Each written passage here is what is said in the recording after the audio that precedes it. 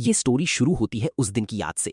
आसमान से कई अजीब काले मॉन्यूमेंट्स गिरने लगे थे, एक के बाद एक, बादलों को चीरते हुए। उनकी शैडोज नीचे पूरे शहर को ढक रही थीं।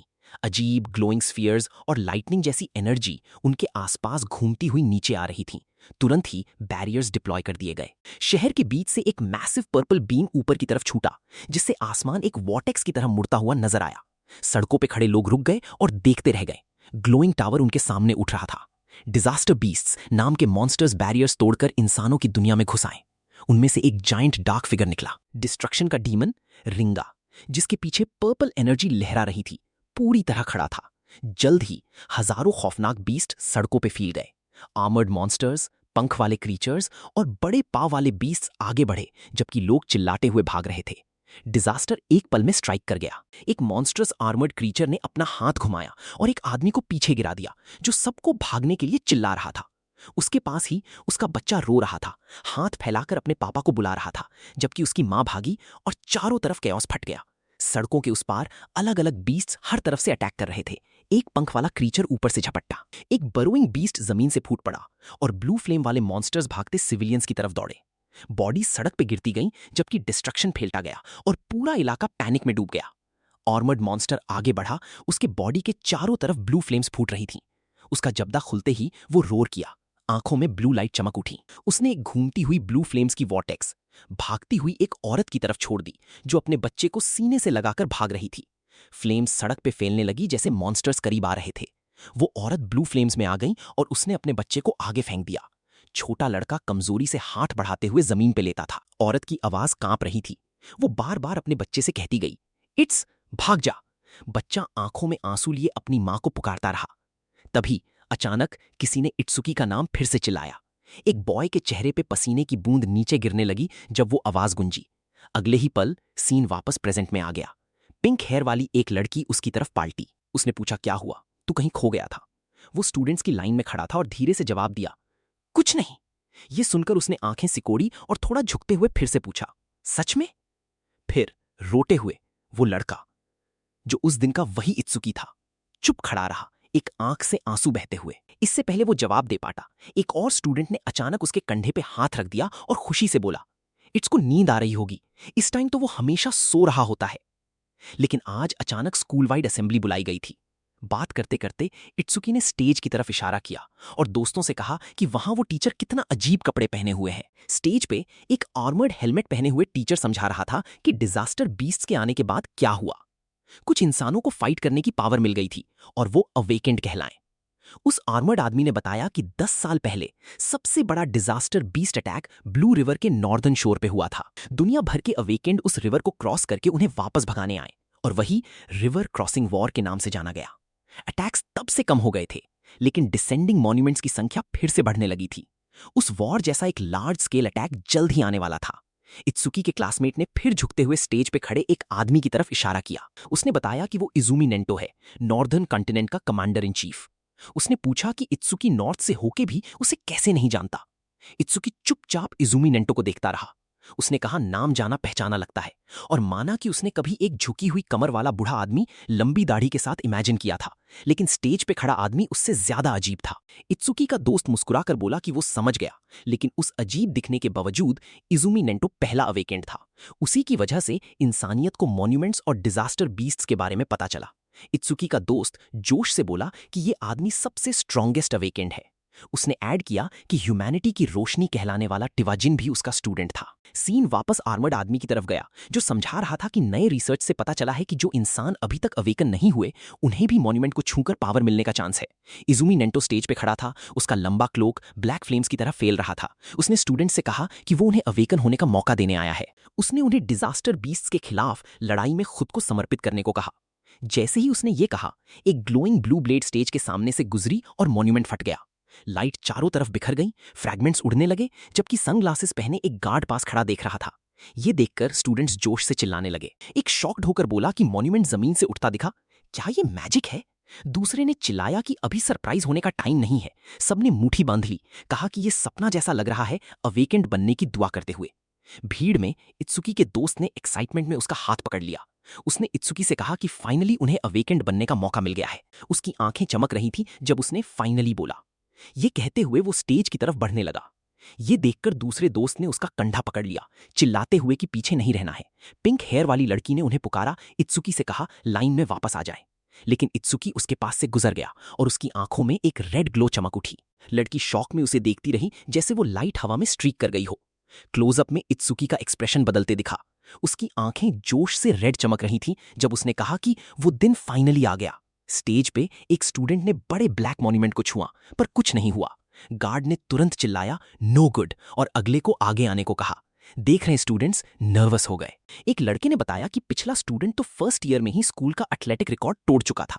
उसने कहा अगर वो भी अवेकन नहीं हुआ तो उसमें भी कोई चांस नहीं है।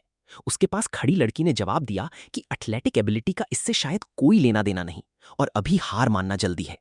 और स्टूडेंट्स एक के बाद एक मॉन्यूमेंट को छूटे गए। गार्ड बार बार नेक्स्ट बोलता रहा जबकि लाइन आगे बढ़ती गई। स्टूडेंट्स घबराकर एक दूसरे के पास सिमटने लगे। व्हाइट हेयर वाले एक लड़के ने नर्वस होकर बताया कि अभी तक एक भी इंसान अवेकन नहीं हुआ।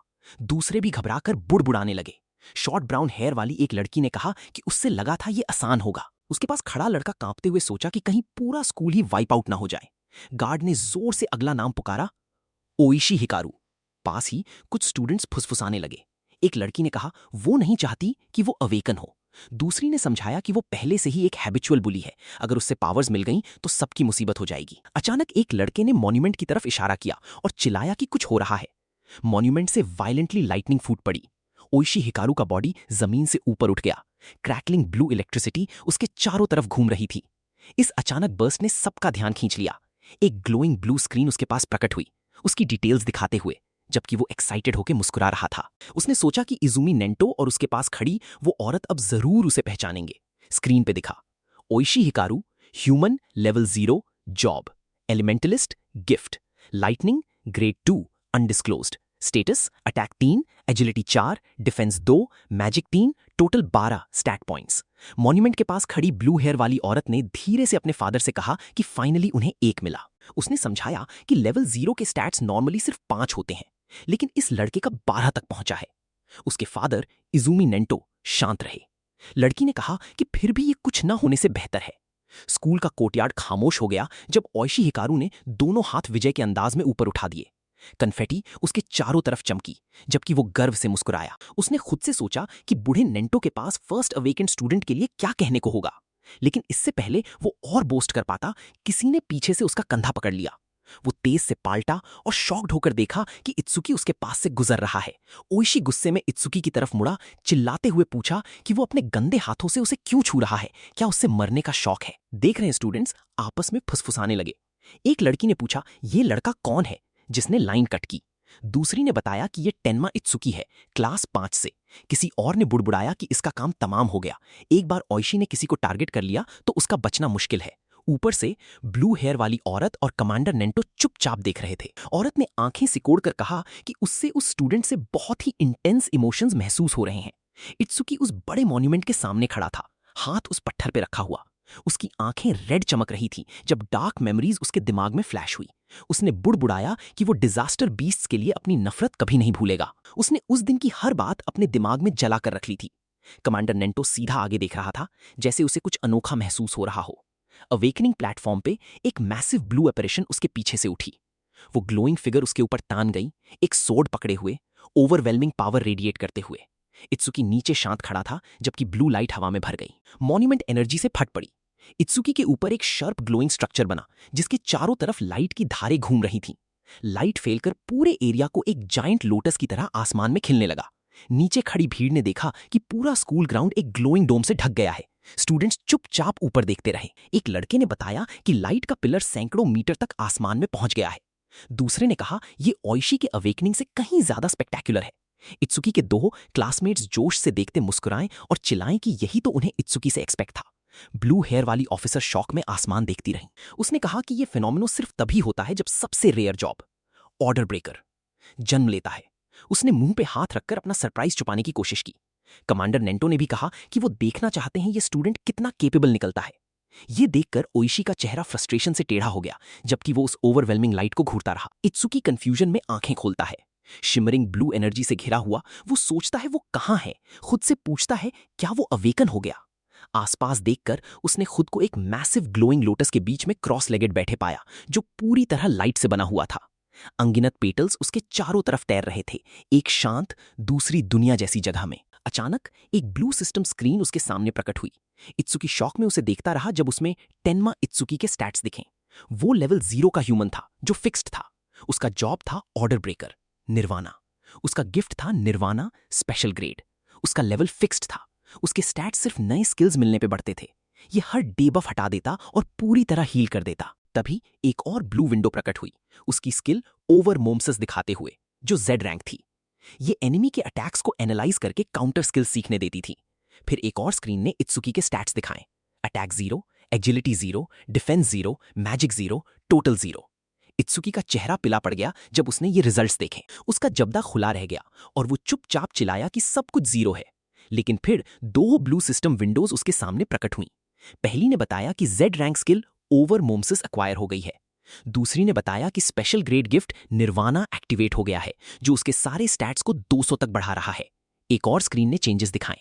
अटैक 0 से 200, एजिलिटी 0 से 200, डिफेंस 0 से 200। ये देखकर इत्सुकी का चेहरा खिल उठा। उसने ग्लोइंग स्क्रीन को जोश से देखा और कहा कि अब वो समझ गया। उसने रियलाइज किया कि जब भी ओवर मोम्सस से उसे नया स्किल मिलेगा, निर्वाणा उसके स्टैट्स बढ़ा देगा। भले ही वो दूसरों की तरह लेवल अप ना कर सकें, फिर भी वो अपने तरीके से स्ट्रांग हो सकता है। उसने मुट्ठी बांध ली और कॉन्फिडेंटली मुस्कुराया। उसने माना कि उसे नहीं पता ये पावर किस लेवल के बराबर है, लेकिन उससे कोई शाक नहीं था कि वो अब एक अवेकेंड बन चुका है।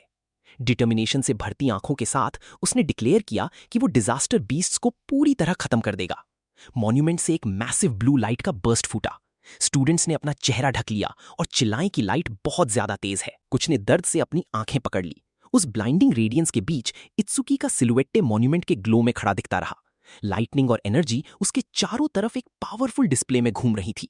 ओइशी शॉक में कांपते हुए देखता रहा, चेहरा टेढ़ा करके चिल्लाया कि ऐसा होना नामुमकिन है। ब्लू हेयर वाली ऑफिसर ने ग्लोइंग मॉनिटर देखकर हैरान होकर मुंह पे हाथ रख लिया और कहा कि ये स्टैट्स एक रूकी अवेकेंड के लिए बिलीवेबल नहीं है। कमांडर नेंटो ने भी माना कि ये बिलीव करना मुश्किल है, लेकिन बोला कि इत्सुकी बिना शक हिस्ट्री के सबसे स्ट्रॉन्गेस्ट नए अवेकेंड में से एक है। बाहर इत्सुकी उस लाइट से बाहर आया। ब्लू एनर्जी के पेटल्स उसके चारों तरफ घूमते हुए उसका सिलुएट्टे पावर से चमक रहा था। कमांडर नेंटो के मुंह से सिर्फ एक शब्द निकला, द स्ट्रॉन्गेस्ट। एक सिस्टम विंडो ने उसकी पब्लिक इंफॉर्मेशन दिखाई। Tenma Itsuki, human, level 0 fixed, job order breaker, gift special grade, undisclosed, skill undisclosed, status. Attack 200, agility 200, defence 200, magic 200, total 800। भीड़ में स्टूडेंट्स और टीचर्स खुशी से चिल्लाएं। उन्होंने कहा कि टेन्मा के स्टैट्स एक साथ इतने बढ़ गए। किसी ने विश्वास न करते हुए कहा कि उन्होंने कभी सोचा नहीं था स्कूल में ऐसा कोई होगा। एक बूढ़े टीचर ने चिल्लाया कि ये फीट स्कूल हिस्ट्री में दर्ज हो जाएगा। लेकिन उस चीरिंग भीड़ के बीच ओइशी गुस्से से कांप रहा था। लाइटनिंग उसके बॉडी के चारों तरफ क्रैकल कर रही थी, आंखें रेड चमक रही थीं।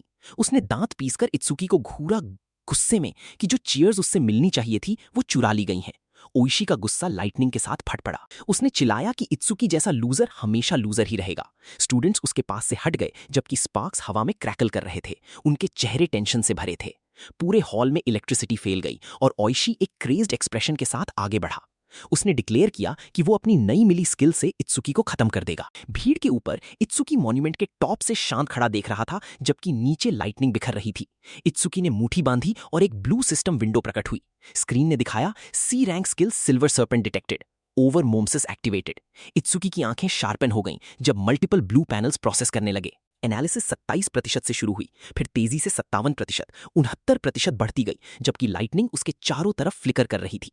इत्सुकी ने लाइटनिंग स्पीड से जंप मारा। फ्लोर लाइटनिंग के इंपैक्ट से क्रैक हो गया। स्टूडेंट्स ने ऊपर देखा और रियलाइज किया कुछ गलत है। एक लड़की ने पूछा, इत्सुकी कहाँ गया? दूसरे स्टूडेंट ने कहा उन्होंने इलेक्ट्रिसिटी की फ्लैश देखी और फिर इत्सुकी अचानक गायब हो गया। ओइशी कंफ्यूज होकर आसपास देखता रहा, सोचता कि इत्सुकी कहाँ है। ग्लोइंग ब्लू विंडो 88% तक पहुंची जब इत्सुकी एक शैडो की तरह ओइशी के पीछे प्रकट हुआ, लाइटनिंग में लिपटा हुआ। उसकी आंखों से एक ब्लाइंडिंग हॉरिजॉन्टल बीम चमकी। ओइशी डर से जम गया। उसके चेहरे से पसीना बह रहा था जब उसने रियलाइज किया इत्सुकी उसके पीछे है। वो पैनिक में हिल नहीं पाया। इत्सुकी ने ओइशी के कंधे पे हाथ रखा। उसकी आवाज ठंडी थी जब उसने ओइशी से कहा कि खुशकिस्मत समझे कि वो इंसान पैदा हुआ। उसने ऐड किया, अगर ओइशी एक डिजास्टर बीस्ट होता तो वो उससे अब तक 100 बार मार चुका होता। ओइशी बेकाबू कांपने लगा, डर से उसका पूरा बॉडी अकड़ गया। कुछ पल बाद इत्सुकी आराम से आगे बढ़ गया जबकि ओइशी जमीन पे गिर गया। एक और स्टूडेंट ने शॉक में चिल्लाया, पूछा कब इत्सुकी उसके पीछे गया। किसी और ने नर्वसली हंसी, कहा ओइशी इतना डरा कि उसकी टांगें काम नहीं कर रही थी। एक और ने वार्न किया, चुप हो जाओ, कहीं ओइशी सुन ना ले। एक नया पैनल इत्सुकी के ऊपर तैर रहा था, 94% दिखाते हुए फिर तेजी से बढ़ता हुआ। ब्लू एनर्जी उसके चारों तरफ घूम रही थी जबकि प्रोग्रेस 99% तक पहुंच गया। इत्सुकी ने ग्लोइंग स्क्रीन देखकर कमेंट किया कि शायद एनालिसिस फास्ट इसलिए हुई क्योंकि ये सिर्फ सी रैंक स्किल थी। डिस्प्ले पिच ब्लैक होकर फ्लैश हुई। Analysis progress 100%। लाइटनिंग उसके चारों तरफ फट पड़ी जब एक नया मैसेज आया, C rank skill thunder breaker acquired. Itsuki crackling blue electricity के बीच खड़ा था। उसका बॉडी चमक रहा था जबकि नई मिली पावर उसके चारों तरफ एक जिंदा लाइटनिंग की तरह लिपट गई। स्टूडेंट्स नर्वसली देखते रहे जब लाइट फिर से चमकने लगी। एक लड़के ने शॉक में कहा कि फिर से हो रहा है। एक दूसरा स्टूडेंट जो सनग्लासेस पहने था मुस्कुराकर अपने ग्लासेस ठीक किए और बोला अच्छा हुआ वो सनग्लासेस लाया। उस ग्लोइंग स्पेस के अंदर इत्सुकी शांत बैठे हुए प्रकट हुआ, सोचता हुआ एक्सप्रेशन के साथ। उसने रियलाइज किया कि जब भी एक एनालिसिस कंप्लीट होती है उसे जबरदस्ती इस अजीब जगह ले आया जाता है।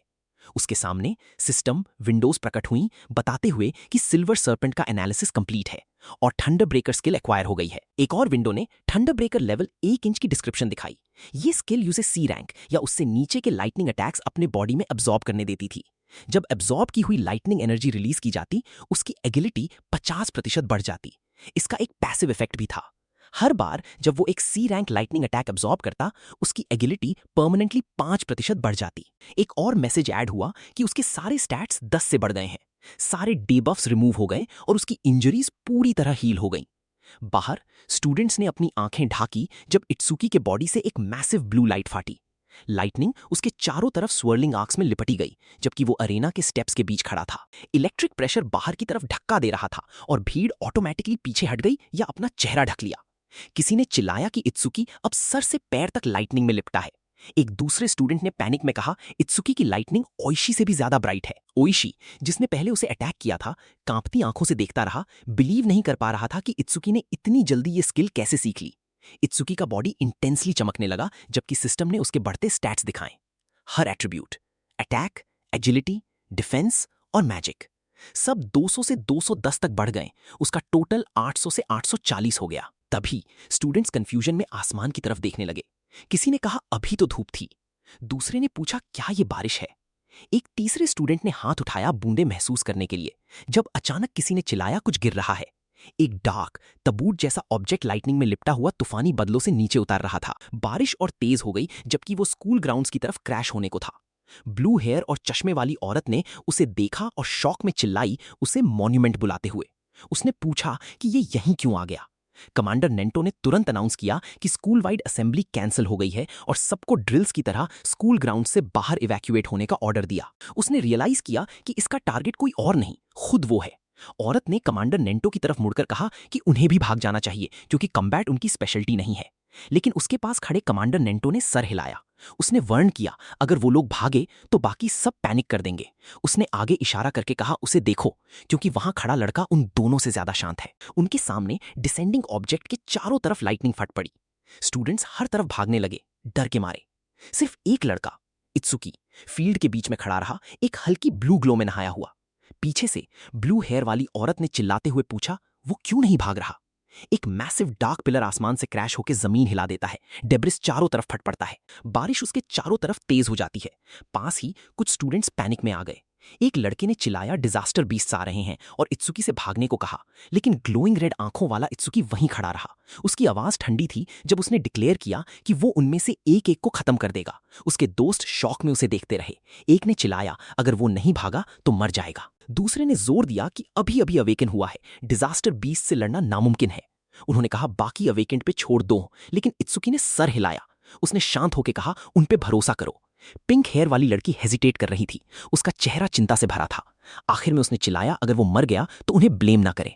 उसने दूसरे लड़के के कपड़े पकड़कर उसे खींच लिया। चश्मे वाले लड़के ने पूछा क्या उसे वाकई जाने देना ठीक है। याद दिलाया कि एनिमी एक डिजास्टर बीस्ट है, मास मर्डर का एक चलता फिरता वेपन। दोनों के भागते हुए इत्सुकी ने एक क्रेज्ड स्माइल के साथ आगे देखा। बारिश के बीच उसकी एक आंख ब्राइट रेड चमक रही थी। उसने बुड़बुड़ाया कि अवेकेंड बनने के बाद उसका पहला दुश्मन कोई और नहीं, वही है जिसने उसके माँ बाप को मारा। और ये उसकी किस्मत है। लाइटनिंग उसके चारों तरफ कर्ल करती हुई वो आगे बढ़ा। उसके पास एक ग्लोइंग पैनल प्रकट हुई, उसके सामने खड़ी क्रीचर का स्टेटस दिखाते हुए। वो था skeleton soldier 10369, level 8, gift grade 2। Defence 100% बढ़ जाता है, लेकिन अगर एनिमी का अटैक उसकी डिफेंस से ज्यादा हो तो गिफ्ट इनवैलिड हो जाता है। Skill bone fire B rank.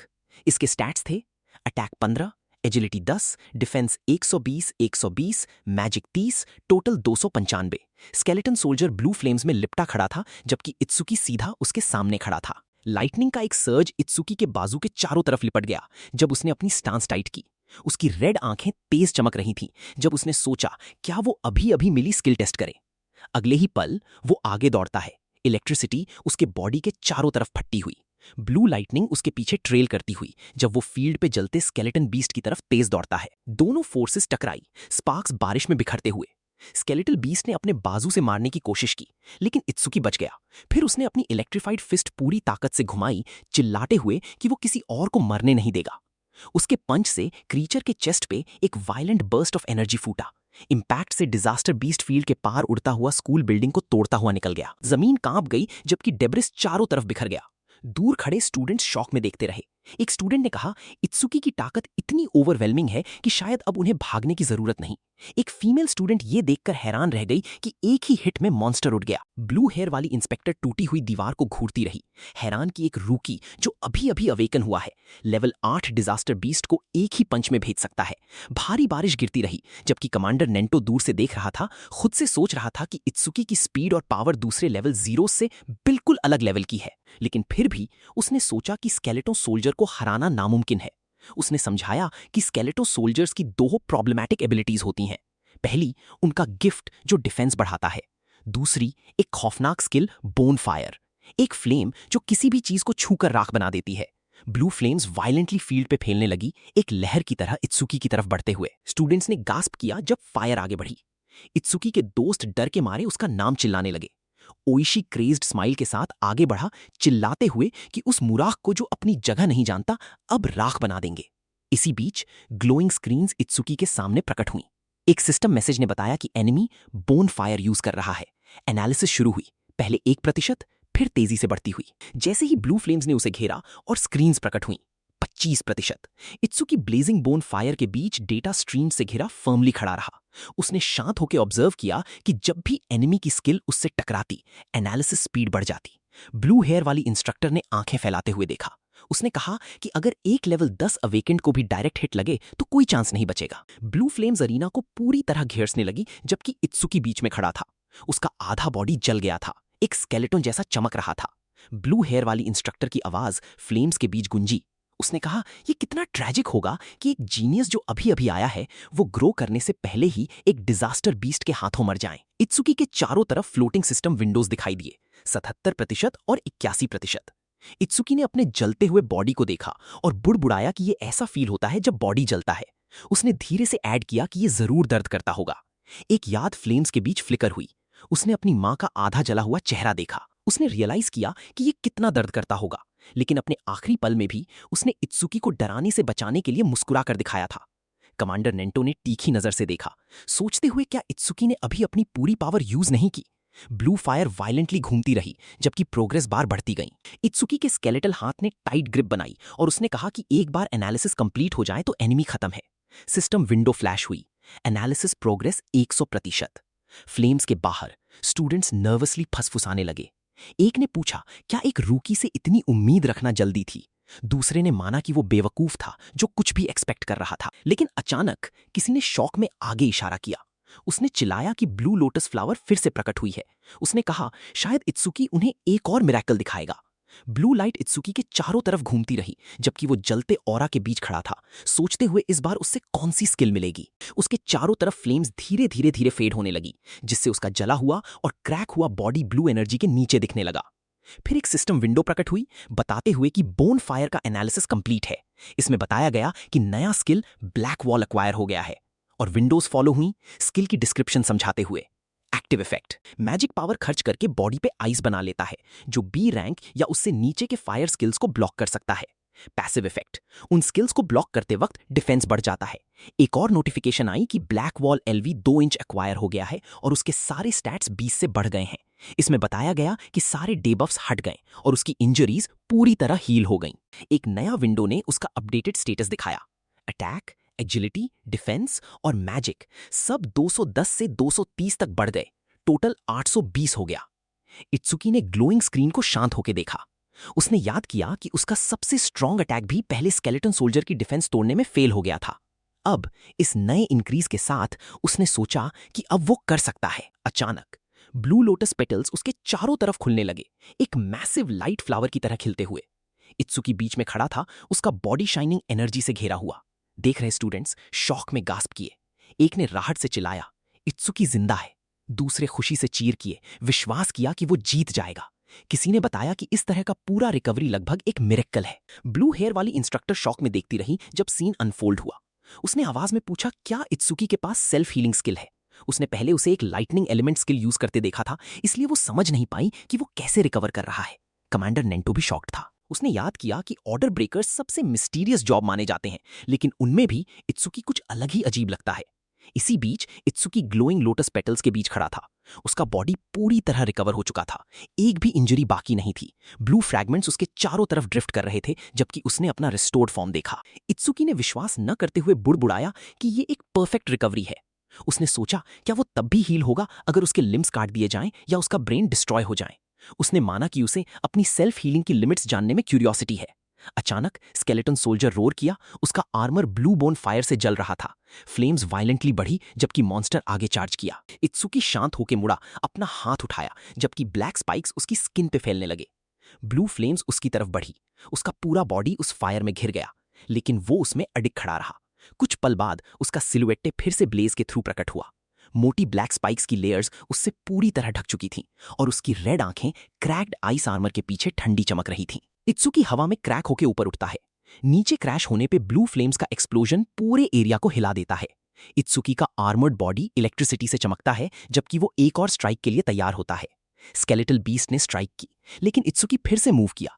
किसी भी चीज से पहले बीस्ट के पीछे इंस्टेंट प्रकट हो गया। फिर इत्सुकी ने अपना बाजू उठा दिया जो एक मैसिव ब्लैक स्पाइक सॉर्ड में बदल गया, लाइटनिंग उसके अंदर दौड़ती हुई। इत्सुकी लाइटनिंग स्पीड से मूव किया और एक ही स्लैश से उस सॉर्ड से स्केलेटल बीस्ट को 2 टुकड़ों में काट दिया।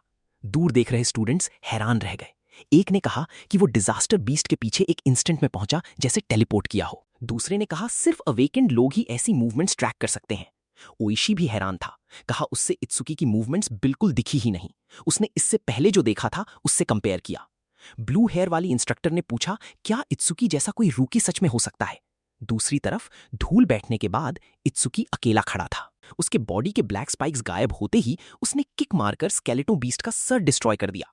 वो ये जानकर हैरान था कि इसके ब्लैक स्पाइक्स न सिर्फ उससे प्रोटेक्ट करने के लिए सॉलिड आर्मर बनाते हैं, बल्कि किसी भी वेपन की शेप भी ले सकते हैं। एक डिवाइन स्किल जो ऑफेंस और डिफेंस दोनों कंबाइन करती है। अचानक किसी ने उसका नाम पुकारा। इत्सुकी ने सरप्राइज में सर घुमाया जब उसका दोस्त दौड़कर आया और उसे रिलीफ में जोर से हग किया। कहा उससे खुशी है कि इत्सुकी जीत गया क्योंकि वो पूरे टाइम वरीड था। इत्सुकी थोड़ा रुका रहता है, इससे पहले साया के बारे में पूछता है। उसका दोस्त पीछे हटकर मानता है कि साया पहले रोने जैसा एक्सप्रेशन लिए देख रही थी, लेकिन अब वो कहीं नजर नहीं आ रही। इत्सुकी भीड़ की तरफ देखता है, सोचता कि वो क्यों नहीं आई। वो दूर तक स्टूडेंट्स को स्कैन करता है, कंफ्यूजन बढ़ती जाती है। वो चुपचाप सोचता है कहीं वो गुस्सा तो नहीं। थोड़ी दूर ब्लू हेयर वाली इंस्ट्रक्टर फाइट के बाद का जायजा ले रही थी। उसने सीरियसली कहा कि एक लड़के का स्केलेटन सोल्जर को हराना, जो एक लेवल 10 अवेकेंड के लिए भी मुश्किल है, बिलीव करना नामुमकिन है। कमांडर नेंटो ने ब्लू हेयर वाली इंस्ट्रक्टर चोआ को बुलाया और उसे क्लीनअप में मदद करने को कहा। उसने भी कहा कि वो प्रिंसिपल को मैसेज पहुंचा दे कि वो इत्सुकी को अपने साथ ले जा रहा है। इसी बीच इत्सुकी के दोस्त ने उसका हाथ थपथपाते हुए कहा कि जीतने के बाद साया गुस्सा नहीं हो सकती।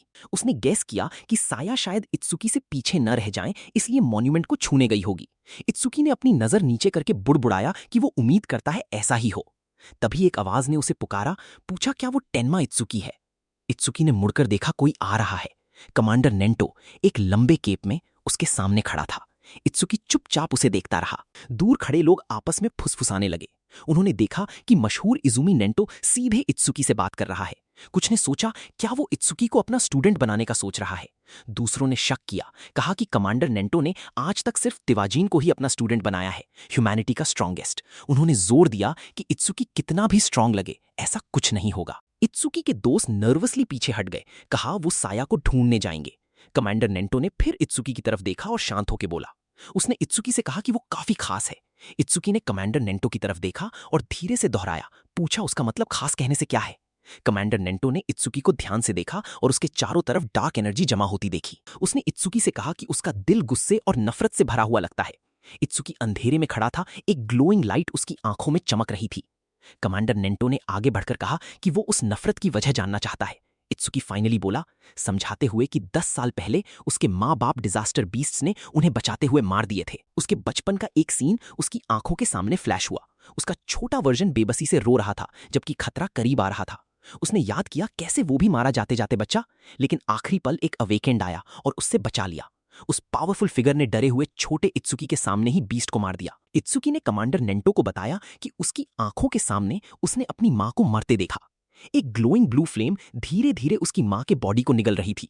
आधा चेहरा बोन और आश में बदलने के बावजूद भी उसने इत्सुकी को देखकर प्यार से मुस्कुराकर कहा कि उसे आगे का रास्ता अकेले चलना होगा। छोटा इत्सुकी कांपती आंखों से उसे देखता रहा, समझ नहीं पा रहा था। उसकी आवाज क्रैक्ड हुई जब वो अपनी मां के लिए चिल्लाया। उसके अंदर गुस्सा भरने लगा जब उसने बीस्ट को देखा। उसके दिमाग में शब्द गूंजने लगे, याद दिलाते हुए कि उसके मां और बाप दोनों ऐसे क्रीचर्स की वजह से मारे थे। आंसू उसके चेहरे पे बह रहे थे जब उसने डिनायल में चिल्लाया। उसके सामने अंधेरे से एक तन-तानी हुई मॉन्स्ट्रस फिगर उठी, एक दगारा हुआ बीइंग जिसे रेजिंग पर्पल फ्लेम्स घेरे हुए थे। उसकी शैडो इत्सुकी पे छा गई जब उसने एक दरवानी सच्चाई रियलाइज की। उसके सामने खड़ी क्रीचर ही सारी बुराई की जड़ थी। गुस्से से कांपते हुए इत्सुकी ने ऊपर घूरा। उसकी आंखें रेड जल रही थीं जबकि नफरत उसके दिल में भर गई। उस दिन उसने एक कसम खाई, वो उस डीमन और उसकी हर प्रजाति को मार देगा। प्रेजेंट में इत्सुकी ने अपना जब्दा टाइट कर लिया, एक आंसू उसके गाल पे गिरता हुआ जबकि उसने चिल्लाया कि वो उनकी पूरी नस्ल को खत्म कर देगा। कमांडर नेंटो ने उसे देखा और कमेंट किया कि नफरत से भरे दिल के बावजूद इत्सुकी फिर भी आंसू बहाता है। इत्सुकी ने अपना हाथ चेहरे पे रखा और शांत होकर समझाया, जब से उसने अपनी मां की मौत की ट्रेजेडी देखी थी, उसकी बाई आंख ने आंसू बनाना बंद कर दिया था, लेकिन उसकी दाई आंख खुद ब खुद रोने लगी थी। उसने कहा इसी वजह से वो डिजास्टर बीस्ट्स के लिए अपनी नफरत कभी नहीं भूलता। कमांडर नेंटो ने फिर पूछा क्या इत्सुकी उसका स्टूडेंट बनेगा। उसने प्रॉमिस किया कि वो उसे सैल्वेशन लीग में ले जाएगा और रिवेंज के लिए जरूरी इमेंस पावर हासिल करने में मदद करेगा। इत्सुकी ने धीरे से दोहराया, पूछा सैल्वेशन लीग क्या है। कमांडर नेंटो ने फिर समझाया। उसने बताया कि डिजास्टर बीस्ट्स के खिलाफ ज्यादा एफिशिएंट और साइंटिफिक तरीके से लड़ने के लिए 5 कॉन्टिनेंट्स की गवर्नमेंट्स ने दुनिया भर के स्ट्रॉन्ग अवेकेंड को इकट्ठा करके एक ऑफिशियल ऑर्गेनाइजेशन बनाया। इस ऑर्गेनाइजेशन के मेंबर्स सेवियर्स कहलाते थे। उसने आगे कहा कि सेवियर्स को डेडिकेटेड ट्रेनिंग ग्राउंड्स और पावरफुल वेपन्स जैसे रिसोर्सेज मिलते हैं। उन्हें हाई कंपनसेशन की भी गारंटी दी जाती है। ट्रेनी सेवियर्स को भी महीने का 10,000 गोल्ड मिलता है। इत्सुकी ने सरप्राइज में सुना, रियलाइज किया कि 10,000 गोल्ड से एक कार खरीदी जा सकती है। कमांडर नेंटो ने फिर वार्न किया कि यह जेनरस ट्रीटमेंट मुफ्त में नहीं दिया जाता। सेवियर से एक्सपेक्ट किया जाता है कि वो फ्रंट लाइंस पे हमेशा डिजास्टर बीस्ट से लड़ें और लोगों की सेफ्टी प्रोटेक्ट करें। इत्सुकी शर्टलेस खड़ा था, उसका एक्सप्रेशन शांत था जब उसने बोला। उसने कहा उसे हाई पे या स्पेशल रिसोर्सेज की परवाह नहीं, उसके लिए सबसे इंपॉर्टेंट कुछ और है। डिटर्मिनेशन उसकी आंखों में भर गया, उसकी नजर तेज हो गई जब उसने मुट्ठी बांधी। उसने डिक्लेयर किया कि सबसे इंपॉर्टेंट है फ्रंट लाइंस पे डिजास्टर बीस्ट से लड़ना। एक अनशेकेबल रिजॉल्व के साथ उसने अनाउंस किया कि वो भी एक सेवियर बनना चाहता है। कमांडर नेंटो ने फिर प्रोसेस समझाया। उसने कहा कि सैल्वेशन लीग हर फरवरी में एक एग्जाम करवाता है जिसे नेशनल सैल्वेशन लीग टूर्नामेंट कहा जाता है, जिसमें 10,000 से ज्यादा पार्टिसिपेंट्स होते हैं। हर कंटेस्टेंट अपनी परफॉर्मेंस के आधार पर पॉइंट्स कमाता है, लेकिन सिर्फ टॉप 100 में रैंक करने वाले ही सेवियर बन पाते हैं। ये सुनकर इत्सुकी ने पूछा हिस्ट्री का हाईएस्ट रिकॉर्ड क्या है। कमांडर नेंटो ने बताया कि ये ज्यादा रेफरेंस के काम का नहीं होगा। उसने शांत होकर समझाया कि रिकॉर्ड 1,15,000 पॉइंट्स का है, जो टिवाजिन ने 11 साल पहले बनाया था। उसने ऐड किया कि पास करने के लिए सिर्फ उस स्कोर का 30% चाहिए, जबकि फर्स्ट प्लेस सिक्योर करने के लिए कम से कम 50% चाहिए। इत्सुकी ने चुपचाप टिवाजिन का नाम याद किया, वही स्ट्रॉन्गेस्ट अवेकेंड जिसे ह्यूमैनिटी की रोशनी कहा जाता है, जिसका जिक्र रूरू ने किया था। कमांडर नेंटो ने इत्सुकी से कहा कि जिन खास है और खुद को उससे कंपेयर करना सिर्फ निराशा लाएगा, लेकिन फिर भी इत्सुकी को कॉन्फिडेंस रखना चाहिए क्योंकि उससे विश्वास है कि इत्सुकी एक दिन जिन के कंधे से कंधा मिला सकता है। इत्सुकी ट्रेनिंग ग्राउंड पे शर्टलेस खड़ा था। उसका एक्सप्रेशन स्टेडी था। पूरी डिटर्मिनेशन के साथ उसने डिक्लेयर किया कि वो तिवाजिन को पार कर जाएगा। ये शब्द सुनते ही कमांडर नेंटो की आंखें हेलमेट के अंदर फैलें, सरप्राइज में रिएक्टिंग। उसने पास्ट की एक बात याद की, जब उसने टी जिन के साथ खड़ा होकर उसे बताया था कि वो कितना पॉपुलर हो गया है। नया जनरेशन उसके फुटस्टेप्स फॉलो करने की कोशिश कर रहा था, लेकिन तुआजिन ने वर्न किया था कि सिर्फ फॉलो करना डिजास्टर बीस्ट्स के खिलाफ वार कभी नहीं जितवाएगा। कभी ना कभी कोई उसे पार कर जाएगा, जैसे एक नया सनराइज डूबते सूरज की जगह लेता है। तुआजिन ने कहा था वो उस दिन का इंतजार कर रहा है। इत्सुकी का रिजॉल्व देखकर कमांडर नेंटो ने सोचा कि वो सनराइज जिसका तिवाजिन इंतजार कर रहा था फाइनली आ गया है। कुछ घंटों बाद कमांडर नेंटो इत्सुकी को एक और जगह ले गया। जब इत्सुकी ने दूर एक मैसिव डोम शेप्ड स्ट्रक्चर को आसमान के नीचे चमकते देखा, उसने धीरे से पूछा, ये क्या है? कमांडर नेंटो ने समझाया कि ये मॉन्यूमेंट्स इंसानों की दुनिया और डिजास्टर बीस्ट्स की दुनिया के बीच एक रास्ता की तरह काम करते हैं। उसने कहा, अगर बीस्ट्स को मार दिया जाए लेकिन मॉन्यूमेंट्स को छोड़ा जाए तो नए बीस्ट्स फिर से प्रकट हो जाते हैं। उसने उस मैसिव डोम शेप्ड बिल्डिंग की तरफ इशारा किया और समझाया कि ये फैसिलिटी उन मॉन्यूमेंट्स को आइसोलेट करने के लिए बनाई गई है जो डिस्ट्रॉय नहीं हो सकते। अवेकेंड लोग टाइम टाइम पे अंदर जाकर डिजास्टर बीस्ट्स को साफ करते हैं। इससे खतरा कंट्रोल में रहता है और ट्रेनिंग भी होती है। इत्सुकी ने बिल्डिंग देखकर पूछा, क्या ये एक ट्रेनिंग फैसिलिटी है? उसके पास खड़े कमांडर नेंटो ने कंफर्म किया, कहा कि उन्हें स्टेजेस कहा जाता है। उसने समझाया कि अंदर के बीस्ट्स की संख्या और स्ट्रेंथ कंट्रोल नहीं की जा सकती, जिससे ये एक्सट्रीमली डेंजरस बन जाता है। कमांडर नेंटो ने इत्सुकी से कहा कि इस स्पेसिफिक स्टेज के अंदर के बीस्ट्स सारे रूकी लेवल स्टेजेस में सबसे स्ट्रांग हैं। इसका मोर्टेलिटी रेट सबसे ज्यादा है। इसी वजह से लोग इसे रूकी ग्रेवयार्ड कहते हैं। उसने इत्सुकी को बताया कि जब जिन खुद रूकी था, उसने इस डेडली स्टेज को सिर्फ 3 मिनट 14 सेकंड में क्लियर किया था। कमांडर नेंटो ने इत्सुकी की तरफ देखकर कहा कि अगर इत्सुकी सच में जिन को पार करना चाहता है तो 3 मिनट उसकी लिमिट होगी। जब इत्सुकी उस जाइंट फैसिलिटी की तरफ बढ़ा, कमांडर नेंटो ने उसे बताया कि अगर वो स्टेज को 3 मिनट के अंदर क्लियर कर लेता है तो वो उसे अपना स्टूडेंट मान लेगा। ये सुनकर इत्सुकी की आंखें डिटर्मिनेशन से शार्पन हो गईं। वो जिन को पार करना चाहता था और कमांडर नेंटो का स्टूडेंट बनना चाहता था। लॉबी में लोग अपना सर घुमाकर देखने लगे जब उन्होंने एक जाना पहचाना चेहरा देखा। किसी ने इशारा करके कहा, मिस्टर इजुमी आए हैं। एक दूसरे ने इत्सुकी को उसके पास चलते देखकर पूछा, क्या ये वही रूमर वाला रूकी है? भीड़ सरप्राइज में फुसफुसाने लगी कि कोई रूकी मिस्टर इजुमी के साथ तब तक नहीं चल सकता जब तक वो ताइवीन के लेवल का अवेकेंड ना हो। इत्सुकी चुपचाप आसपास देखता हुआ सोचा कि क्या ये इंसान सच में इतना फेमस है। ये सोचते हुए वो स्टेज एंट्रेंस की तरफ गया और अंदर के डिजास्टर बीस्ट का लेवल देखा, लेवल 10। उसने नोट किया कि ये उस स्केलेटन सोल्जर से सिर्फ 2 लेवल ज्यादा है जिससे वो पहले लड़ा था, और सोचा ये कितना स्ट्रांग होगा। लेकिन उससे ज्यादा सरप्राइज ये हुआ कि बहुत से लोग पास खड़े होने के बावजूद कोई भी स्टेज में जाने के लिए तैयार नहीं था। उसने सोचा, क्यों ऐसा है? पास में किसी ने बुड़बुड़ाया कि रूकी बहुत ज्यादा कॉन्फिडेंट लग रहा है और मान लिया कि कोई हाई लेवल अवेकेंड उसके साथ आया होगा। दूसरे ने विश किया काश उन्हें भी साथ ले जाया जाए, जबकि किसी और ने जोक मारा कि रूकी शायद सिर्फ रिसेप्शनिस्ट के साथ फ्लर्ट करने आया है। कहा डिसेंट फेस के साथ वो कॉकी हो रहा है। काउंटर पे रिसेप्शनिस्ट एक पोलाइट स्माइल के साथ उसके पास आई। उसने पूछा, क्या वो स्टेज में जाना चाहता है और कितने चैलेंजर्स होंगे? उसने शांत होकर जवाब दिया, सिर्फ वो अकेला होगा। ये सुनकर पूरा एरिया खामोश हो गया, जबकि रिसेप्शनिस्ट काउंटर के उस पार से उसे घूरती रही। अचानक वो आगे झुकी और गुस्से में चिल्लाई। उसने उसे कहा कि अनफनी जोक्स न मारे और पूछा, क्या वो मस्ती कर रहा है? उसने वर्न किया अगर वो सिर्फ उससे फ्लर्ट करने आया है तो ये बेकार है। उसने समझाया कि भले ही ये जगह आर्टिफिशियल स्टेज हो, फिर भी ये डेंजरस है। लोग यहां घायल हो सकते हैं या मर भी सकते हैं। इत्सुकी कंफ्यूजन में उसे देखता रहा, सोचता था वो क्या बात कर रही है। पीछे दूर से देख रहे लोग हंसने लगे। उन्होंने जोक मारा कि वो सच में उससे फ्लर्ट करने आया है। कुछ ने कहा, हमेशा ऐसे लोग होते हैं जो स्टेजेस को डेटिंग स्पॉट्स की तरह ट्रीट करते हैं और ऐसे लोग यूजुअली दांत खाकर घर चले जाते हैं। इत्सुकी ने रिसेप्शनिस्ट को शांत होकर देखा और मिसअंडरस्टैंडिंग समझाई। उसने बताया कि उसकी उसमें कोई इंटरेस्ट बिल्कुल नहीं है। उसने कहा वो सिर्फ स्टेज को चैलेंज करने आया है और कुछ नहीं। लेकिन रिसेप्शनिस्ट ने सांस छोड़कर अपनी माथे को रब्ड किया। उसने कहा उसे एम्बैरेस्ड होने की वजह से टफ एक्ट करने की जरूरत नहीं। उसने ये तक कहा कि वो अपना कॉन्टैक्ट इन्फॉर्मेशन दे देगी तो उसे घर चला जाना चाहिए। लेकिन इत्सुकी का एक्सप्रेशन अंधेरा हो गया। एक शैडो उसके चेहरे पे छा गई। उसने उसे कहा, बार बार दोहराने पे मजबूर ना करें। उससे उसके कॉन्टैक्ट इन्फॉर्मेशन से कोई मतलब नहीं।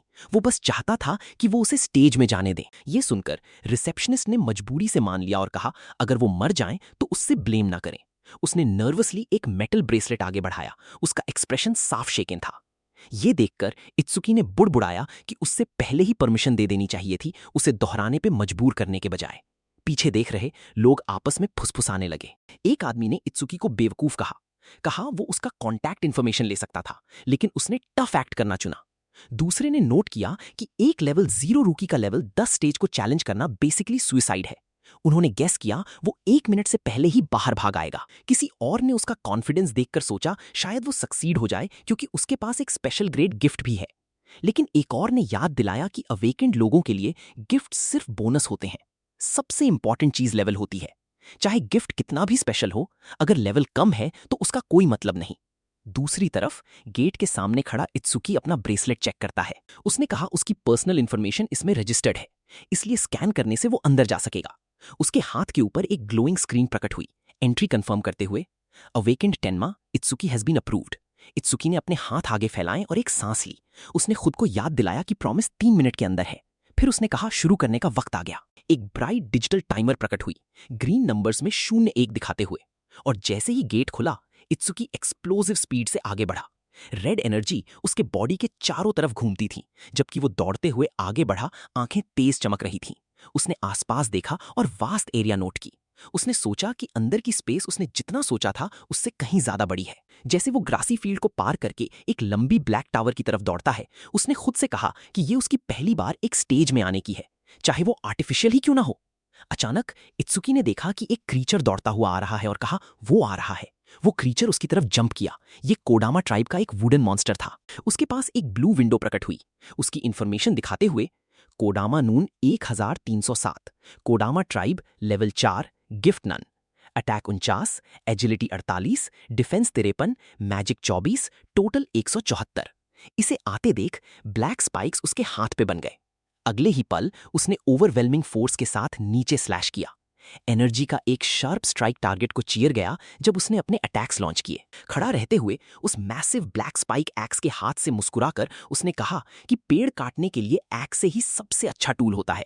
फिर उसने बाकी मॉन्स्टर्स से पूछा उन्हें कैसा लग रहा है अपने साथी को 2 टुकड़ों में कटाते देखकर। डजन्स कोडामा क्रीचर्स उसकी तरफ दौड़े। वो टान कर खड़ा रहा और उन्हें साड़ी हुई लाकड़ी कहा। बाहर चोआ ने अपने फादर कमांडर नेंटो से पूछा। उसने पूछा इतने सारे रूकी स्टेजेस में से न्यू कमर को उसने यही क्यों भेजा। कमांडर नेंटो ने जवाब दिया कि इत्सुकी ने कहा था वो जिन को पार करेगा, इसलिए उसने उसे वही स्टेज में भेजा जिसे जिन ने पहली बार चैलेंज किया था।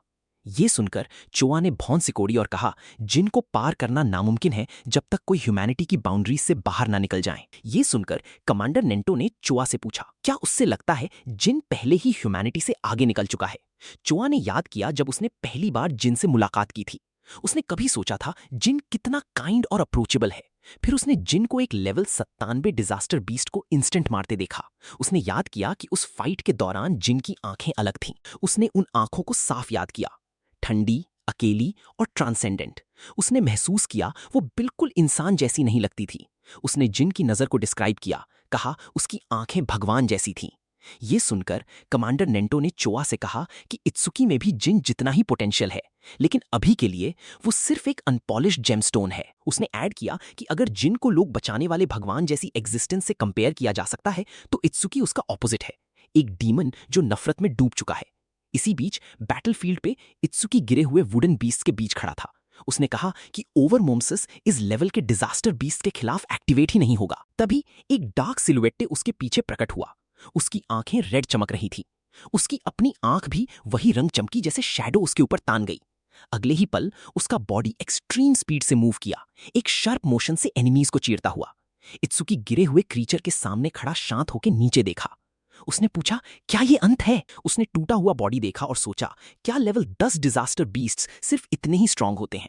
लेकिन फिर उसने सोचा अगर ऐसा होता तो इस जगह को रूकी ग्रेवयार्ड नहीं कहा जाता, कुछ और जरूर होगा। तभी एक ब्लू सिस्टम विंडो उसके सामने प्रकट हुई। इसमें दिखा B rank skill self regeneration detected, ओवरमोम्सिस एक्टिवेटेड। एक और विंडो फॉलो हुई। एनालिसिस स्टार्टेड, फिर एक दूसरी। Analysis progress 5%। इत्सुकी अचानक आने वाली आवाज से मुड़ा। उसका एक्सप्रेशन थोड़ा बदल गया। वो लेवल 10 डिजास्टर बीस्ट उसके पीछे फिर से उठ रहा था, उसका पूरा फॉर्म ऊपर की तरफ मुड़ता हुआ, ग्लोइंग ग्रीन आइज के साथ। उसकी लंबी बेल जैसी लिम्स बाहर फूट पड़ी और उसकी तरफ लुंगे की।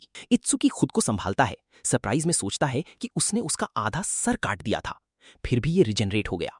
जैसे ही वो टैन तानी हुआ मॉन्स्टर फिर से रिजेनरेट हुआ, इत्सुकी ने आंखें सिकोड़कर बुड़बुड़ाया कि उसने पहले ही जान लिया था ये सीधा सादा नहीं होगा। एक ग्लोइंग ब्लू सिस्टम विंडो उसके सामने प्रकट हुई, क्रीचर की डिटेल्स रिवील करते हुए। इसने मॉन्स्टर को आइडेंटिफाई किया एज रीजेनरेटेड कोदामा सम 520। कोदामा ट्राइब से एक लेवल 10 बीस्ट ग्रेड 2 गिफ्ट के साथ। उसकी डिफेंस 50% कम हो गई थी, लेकिन उसकी सेल्फ हीलिंग एबिलिटी बहुत बढ़ गई थी। एक और ब्लू विंडो ने उसके स्टैट्स क्लियरली लिस्ट किए।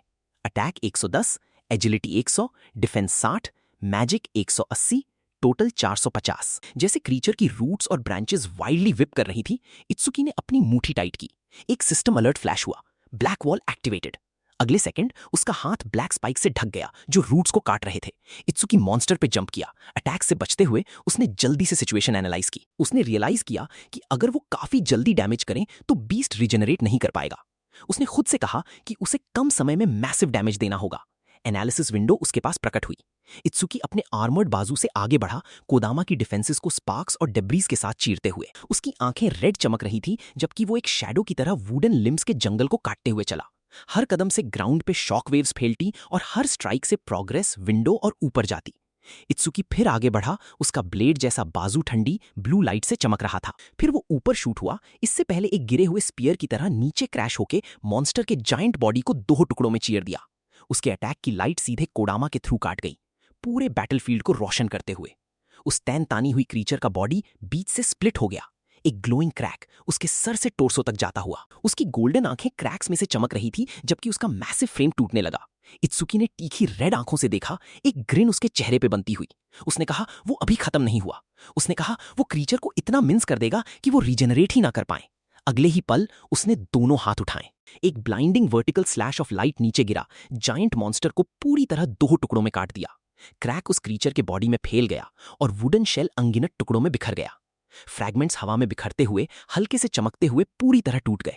जब धूल बैठी, इत्सुकी ने अपना बाजू नीचे किया और सांस छोड़ी। उसने कहा ये काफी होना चाहिए। उसने ऐड किया कि इतनी देर ब्लैक वॉल यूज करना उसका मैजिक खत्म कर रहा था, लेकिन इससे पहले वो आराम कर पाता, उसके सामने रूट्स और बेल फिर से लिपटने लगे। वो वुडन क्रीचर का फॉर्म ग्लोइंग येलो आइज के साथ बाकी बचे हिस्सों से ऊपर उठने लगा, फिर से अटैक के लिए तैयार होते हुए। इत्सुकी के सामने ग्लोइंग डिस्प्ले 60% दिखाई, लेकिन फाइट अभी भी जारी थी। वुडन टेंड्रिल्स इत्सुकी की तरफ विप कर रही थी जबकि वो उनके बीच शार्प फ्लूइड स्टेप्स के साथ मूव कर रहा था। उसने एक अनॉयड एक्सप्रेशन के साथ पीछे देखा, सोचते हुए कि इतना सब कुछ होने के बाद भी मॉन्स्टर मरने से इनकार कर रहा है। उसने धीरे से बुड़बुड़ाया कि ये अब एक रियल पेन बन रहा है। अटैक्स हर तरफ से स्ट्राइक करते रहे। डॉज करते हुए उसने एक इंपॉर्टेंट चीज नोटिस की। हर बार जब मॉन्स्टर रिजेनरेट होता, ओवर मोम्सिस की एनालिसिस स्पीड बढ़ जाती। उसकी आंखें सिकुड़ गईं। इसका मतलब था जितना ज्यादा ये चलता रहेगा उतनी जल्दी एनालिसिस कंप्लीट होगी। उसने रियलाइज किया उसे एक नया अप्रोच चाहिए। उसने डिसाइड किया कि वो अपना बचा हुआ मैजिक कंजर्व करने के लिए ब्लैक वॉल कैंसिल कर देगा और उसकी जगह थंडर ब्रेकर यूज करके अटैक से बचते हुए डिस्टेंस बनाए रखेगा।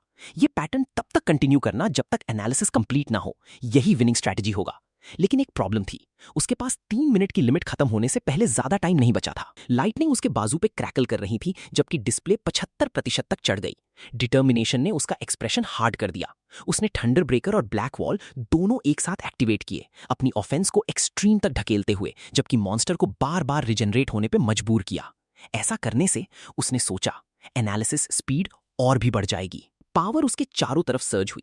लाइटनिंग के आर्क्स उसके बाजू पे नाचते हुए, जबकि वो एक ठंडी फोकस्ड एक्सप्रेशन के साथ आगे बढ़ा। क्रीचर का वुडन बॉडी बीच से स्प्लिट हो गया। उसकी गोल्डन आंखें क्रैक्स में से चमक रही थी। इलेक्ट्रिक स्पार्क्स वायलेंटली फ्लैश हुए जबकि वो लड़ा। अगर ओवर मोम्सिस फेल हो गया, जब उसका मैजिक 0 पहुंचा, उसे पता था वो वहीं मर जाएगा। परसेंटेज 80% फिर 85% तक बढ़ा जबकि उसने अपना बॉडी वुडन स्ट्राइक्स के स्टॉर्म के थ्रू आगे ढकेला। उसने खुद से कहा अगर वो अब मर गया तो उसने जो भी किया वो सब बेकार चला जाएगा। लाइटनिंग उसके बाजू में जमा हुई जब उसने एक और पावरफुल स्ट्राइक रिलीज किया, लेकिन मॉन्स्टर के सर पे हिट करने से ठीक पहले उसका मैजिक पावर 0 पहुंच गया।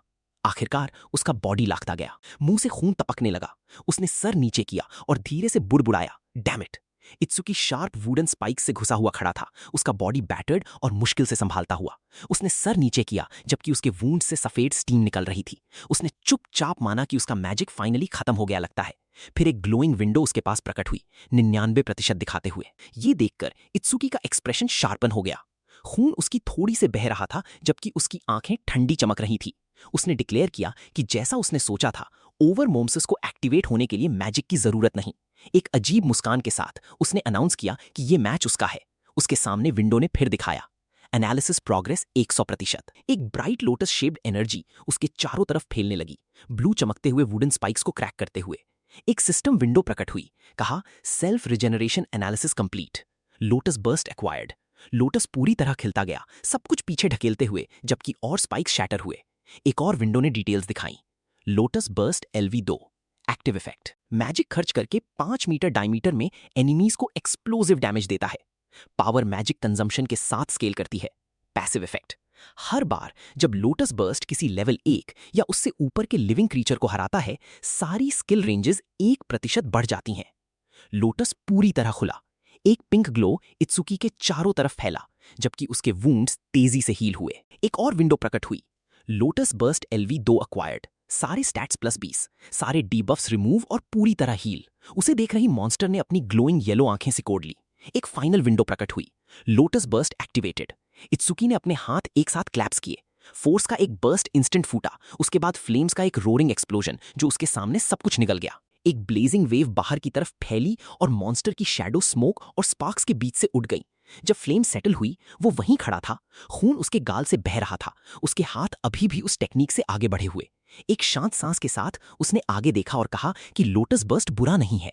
इत्सुकी के पांव के पास जले हुए क्रेटर से धुआं उठ रहा था। उस डिस्ट्रक्शन को एग्जामिन करते हुए उसने नोट किया कि सिर्फ 1/3 मैजिक यूज करके इतनी पावर आई और वीक डिजास्टर बीस्ट को साफ करना अब काफी आसान हो जाएगा।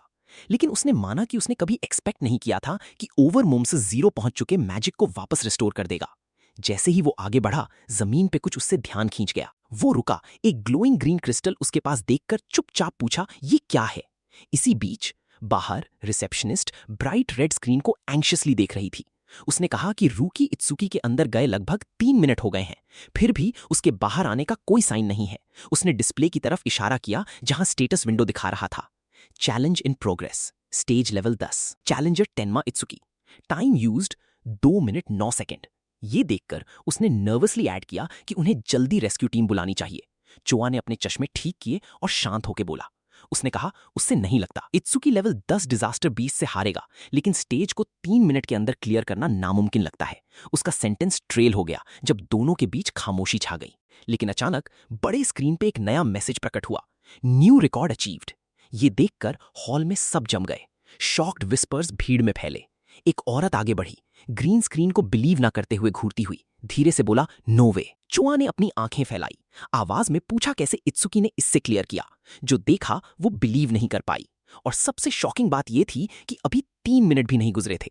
एक फाइनल नोटिफिकेशन स्क्रीन पे चमकी, challenge success, stage level 10, challenger Tenma Itsuki, time used 2 minute 14 second, stage clear, record updated. पूरा रूम खामोश हो गया जबकि सबने इस अनबिलीवेबल रिजल्ट को देखा।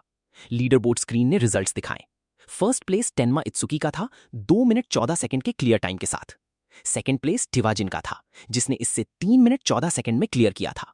थर्ड प्लेस हीटन शो का था 7 मिनट 17 सेकंड के टाइम के साथ। तभी इत्सुकी गेट से बाहर आया, उसके कपड़े फटे हुए थे और ग्रीन लिक्विड से स्टेन्ड थे।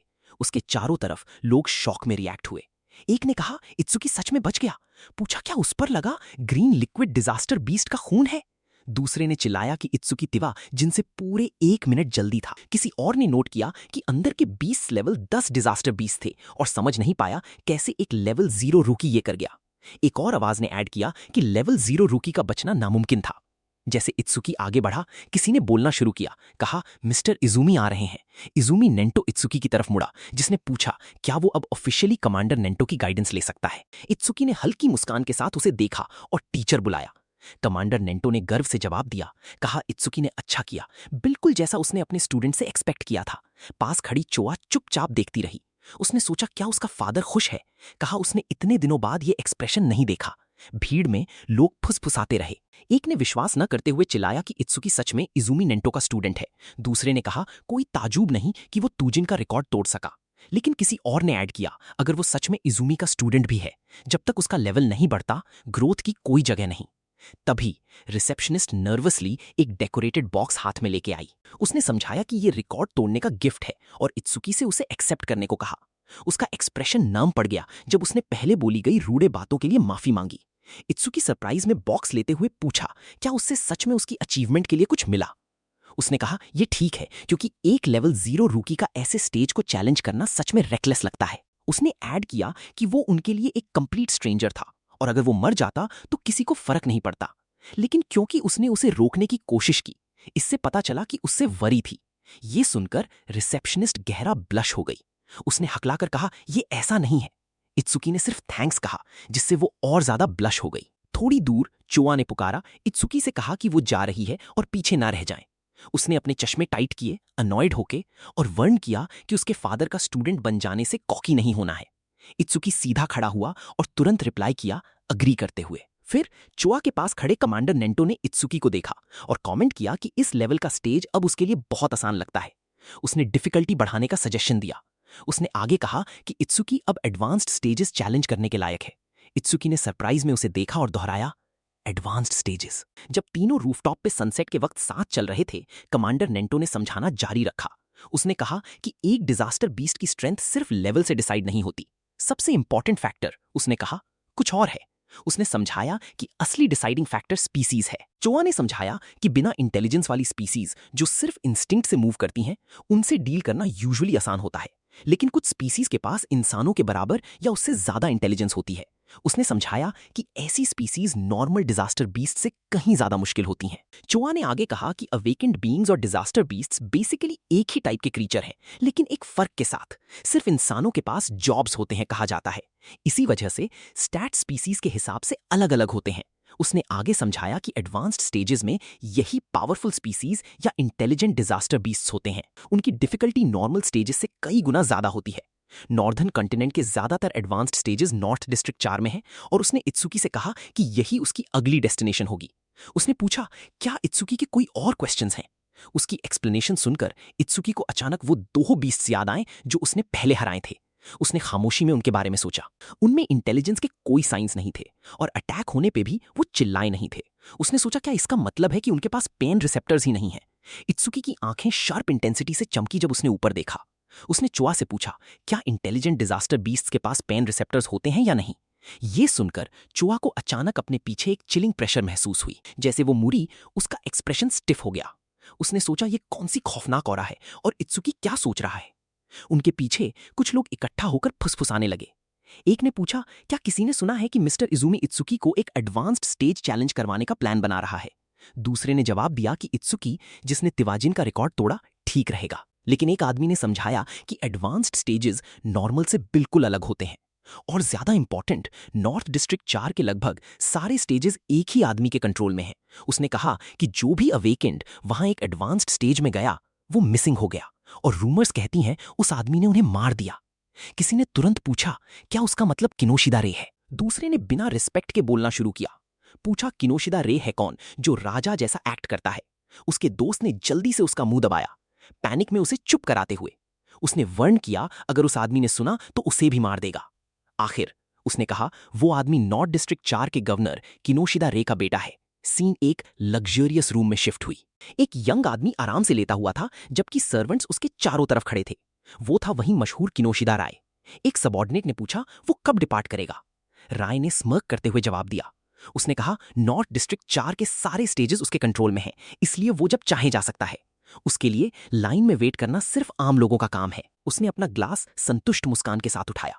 वहां से निकलते हुए इत्सुकी ने छोटी सी ऑर्नेट बॉक्स खोली। एक चमकता हुआ पत्थर रेड कुशन पे रखा हुआ दिखाई दिया। जब तीनों पेड़ों की शेड के नीचे साथ बैठे, इत्सुकी ने स्टोन देखकर बुड़बुड़ाया कि ये उस वक्त का है। ये सुनकर उसके पास बैठे कमांडर नेंटो ने पूछा क्या उसने पहले कभी कर्मा स्टोन देखा है। इत्सुकी ने सर हिलाया और शांत होकर समझाया स्टेज के अंदर डिजास्टर बीस्ट्स को हराने के बाद वैसे ही कुछ गिरा था, लेकिन फिर उसने रुककर ऐड किया कि एक छोटा सा फर्क था। उसने एक ग्रीन क्रिस्टल निकाला। अपने हाथ में पकड़े उस चीज को देखते हुए उसने कहा रंग तो ग्रीन है लेकिन उसमें कुछ अलग था। ये सुनकर चोआ की आंखें शॉक में फैलें। उसने एक्सक्लेम किया कि एक बिगिनर स्टेज में इंटरमीडिएट कर्मा स्टोन का आना अजीब है। वो पास आई अपने चश्मे ठीक करके देखने के लिए। इत्सुकी ने पूछा कि कर्मा स्टोन होता क्या है। चोआ ने उसकी तरफ मुड़कर समझाना शुरू किया। उसने उसे याद दिलाया कि वो एक रूकी रहा है। उसने कहा कर्मा स्टोन्स को एक्सपीरियंस स्टोन्स भी कहा जाता है। उसने समझाया कि जब कोई डिजास्टर बीस्ट या अवेकेंड बीइंग मारता है, उनके कॉर्प्स से कर्मा या एक इनविजिबल एनर्जी निकलती है जो एक्सपीरियंस पॉइंट्स जैसी होती है। ये एनर्जी एब्जॉर्ब करने से इंसान का लेवल बढ़ता है। दूसरे शब्दों में, कर्मा स्टोन वो चीज है जिसमें कर्मा होता है। उसकी एक्सप्लेनेशन में एक ग्लोइंग एनर्जी से भारी फिगर प्रकट हुई, दिखाते हुए कैसे कोई कर्मा स्टोन यूज करके उसके अंदर का कर्मा अब्जॉर्ब कर सकता है। उसने आगे कहा कि कर्मा स्टोन्स नेचुरली नहीं बनाते, जिससे ये सिचुएशन अजीब बन जाती है। चोआ ने सोचा आखिर ऐसा स्टोन उस स्टेज में क्यों आया। उसके पास कमांडर नेंटो ने धीरे से कहा, शायद इत्सुकी के गिफ्ट की वजह से ऐसा हुआ होगा। ये सुनकर इत्सुकी और चोआ दोनों कंफ्यूज हो गए और फिर से गिफ्ट के बारे में पूछा। कमांडर नेंटो ने समझाया कि नॉर्मली हाराए गए एनिमी का कर्मा उसी को मिलता है जिसने उसे मारा। फिर भी टेन्मा ने 2 डिजास्टर बीस्ट हराए, वो कभी लेवल अप नहीं हुआ। इसका मतलब था कर्मा अब्जॉर्ब ही नहीं हुआ। उसने ऐड किया कि मैनिफेस्ट हुआ कर्मा बिना वजह कभी गायब नहीं होता। उसने आगे कहा कि अगर उसका गेस सही है तो स्कूल पे अटैक करने वाले डिजास्टर बीस्ट का कर्मा वहां मौजूद अवेकेंड लोगों ने अब्जॉर्ब कर लिया होगा, मतलब वहां खड़े लोग। उसने आगे समझाया कि एक स्टेज एक एनक्लोज्ड स्पेस होती है, क्योंकि टेन्मा जनरेटेड कर्मा अब्जॉर्ब नहीं कर पाया और अंदर कोई और रेसिपिएंट नहीं था। बचा हुआ कर्मा इकट्ठा होकर एक कर्मा स्टोन बना गया। ये सुनकर चोआ स्टार्टल्ड हो गई। उसने पूछा अगर इत्सुकी सच में लेवल अप नहीं कर सकता तो उसके स्टैट्स कैसे बढ़े। ये सुनकर कमांडर नेंटो अचानक खड़ा हो गया और चोआ को याद दिलाया कि एक अवेकेंड का गिफ्ट टॉप सीक्रेट होता है और रिवील नहीं किया जा सकता। स्टार्टल्ड होकर उसने तुरंत माफी मांगी। कमांडर नेंटो फिर इत्सुकी की तरफ मुड़ा। उसने उसे बताया कि वो चूज कर सकता है कर्मा स्टोन रखें या बेच दे। उसने ऐड किया कि वो जल्द ही 5 कॉन्टिनेंट्स के कमांडर इन चीफ्स की एक मीटिंग के लिए जा रहा है और उसकी गैरहाजिरी में चोआ उसका ख्याल रखेगी। जाने से पहले उसने कहा कुछ चीजें हैं जो वो चाहता है इत्सुकी याद रखें। कमांडर नेंटो ने शांत होकर रूल्स लिस्ट किए। उसने इत्सुकी से कहा उनके रिलेशनशिप को कॉन्फिडेंशियल रखें। फिर दूसरा रूल ऐड किया, कभी किसी को अपना गिफ्ट डिस्क्लोज ना करे। तीसरा रूल फॉलो हुआ, इत्सुकी को टीचर के वापस आने से कम 6 एडवांस्ड स्टेजेस क्लियर करने होंगे। उसके बाद एक चौथा इंस्ट्रक्शन आया। उसने इत्सुकी से कहा जो सही लगे वही करें, बिना झिझक के, प्रॉमिस करते हुए कि चाहे कुछ भी हो जाए वो उसके साथ खड़ा रहेगा। ये सुनकर इत्सुकी ने डिटर्मिनेशन से मुस्कुराकर जवाब दिया, जी टीचर। इसी वक्त नॉर्थ डिस्ट्रिक्ट 4 में फ्लेमिंग रॉक एग्जीक्यूशन ग्राउंड पे स्टूडेंट्स के ग्रुप सूटेड गार्ड से आर्ग्यू कर रहे थे जो एंट्रेंस ब्लॉक किए खड़े थे। एक ने चिल्लाया कि वो पहले पहुंचे थे और अंदर जाने दिया जाए। गार्ड्स ने मना कर दिया। उन्होंने कहा स्टेज किनोशिदा फैमिली के बेटे के लिए रिजर्व है, सबको घर जाने को कहा। स्टूडेंट्स का गुस्सा बढ़ गया। एक ने चिल्लाया पैसे होने से किसी को कुछ भी करने का हक नहीं मिलता। दूसरे ने बताया कि वो प्रिविलेज्ड लड़का अभी वहां है भी नहीं, उन्हें पहले जाने दिया जाना चाहिए। उनका फ्रस्ट्रेशन बढ़ता गया। एक ने थ्रेटन किया कि वो अवेकेंड गिल्ड को रिपोर्ट करेगा। कहा उसे फर्क नहीं पड़ता वो रिच किड कौन है। लेकिन इससे पहले वो अपनी बात खत्म करता, एक dark figure red glowing eyes के साथ उनके पीछे प्रकट हुई। उनकी कंप्लेंट्स को रोक दिया। अगले पल एक पावरफुल अटैक आगे से फूटा। स्टूडेंट साइड में उड़ गए, जबकि एक मस्कुलर फाइटर ने ओवरवेलमिंग फोर्स के साथ स्ट्राइक किया, उन्हें इंस्टेंट में बिखेर दिया। एक दूसरा स्टूडेंट आगे बढ़ा, मस्कुलर आदमी पे अटैक करते हुए। एक शार्प व्हाइट आर्क हवा में चीरता हुआ पूरी ताकत से स्ट्राइक हुआ, लेकिन अटैक सीधा मस्कुलर आदमी के बॉडी पे लगा और बाउंस बैक हो गया। शॉक वेव्स चारों तरफ फटते हुए। इंपैक्ट जमीन पे जोर से गुंजी। पीछे देख रहा ब्लॉन्ड स्टूडेंट डर से देखता रहा। उसने विश्वास न करते हुए बुड़बुड़ाया कि उसकी बी रैंक स्किल अर्थ स्पाइन बिल्कुल काम नहीं की। मस्कुलर आदमी मुड़ा, उसका चेहरा एक डरवानी फॉर्म में बदला, ग्लोइंग रेड आइज और मेटालिक मार्किंग्स के साथ। उसने चिल्लाया कि अटैक से न दर्द हुआ न खुजली। ब्लॉन्ड स्टूडेंट कांपने लगा। उसने सोचा एर्थ स्पाइन एक ऐसी टेक्निक है जो किसी को भी चीर सकती है। उसने सोचा क्या उसके सामने खड़ा आदमी सच में एक मॉन्स्टर है। इससे पहले वो रिएक्ट करता, मॉन्स्ट्रस आदमी ने आगे झपटते हुए उसे पकड़ लिया, उसका रेड ऑरा वायलेंटली फ्लेयर होते हुए, जबकि वो डरे हुए स्टूडेंट पे तान गया। मस्कुलर आदमी ने ब्लॉन्ड स्टूडेंट के सर पे जोर से मारा। ब्लॉन्ड स्टूडेंट वायलेंटली जमीन पे गिरता है। इंपैक्ट से उसके मुंह से खून फूटा, उसकी आंखें पीछे पाल्टी, उसका बॉडी ट्विस्ट होकर गिरा। उसके चारों तरफ देख रहे लोग शॉक में रिएक्ट हुए। उन्होंने फुसफुसाया कि एक लेवल 7 और एक लेवल 8 स्टूडेंट बिना डिफेंड किए इंस्टेंट मारे गए। उन्होंने कहा वो बड़ा आदमी बहुत ज्यादा स्ट्रांग है। किसी ने उसे आइडेंटिफाई किया, कहा ये ओगा टकुरू है, किनोशिदा के 4 पिलर्स में से एक, और एक लेवल 12 गोल्ड एलिमेंटलिस्ट। ये सुनकर भीड़ समझ गई चीजें ऐसी क्यों हुई। ओगा ने हराए गए स्टूडेंट्स में से एक को गर्दन से पकड़े हुए सबको वार्न किया। उसने कहा वो किसी भी ऐसे इंसान को माफ नहीं करेगा जो राय की परमिशन के बिना स्टेज में जाने की कोशिश करेगा। अगर किसी ने रेजिस्ट किया तो वो उससे वैसा ही ट्रीट करेगा जैसा जमीन पे पड़े इन दोहों के साथ किया।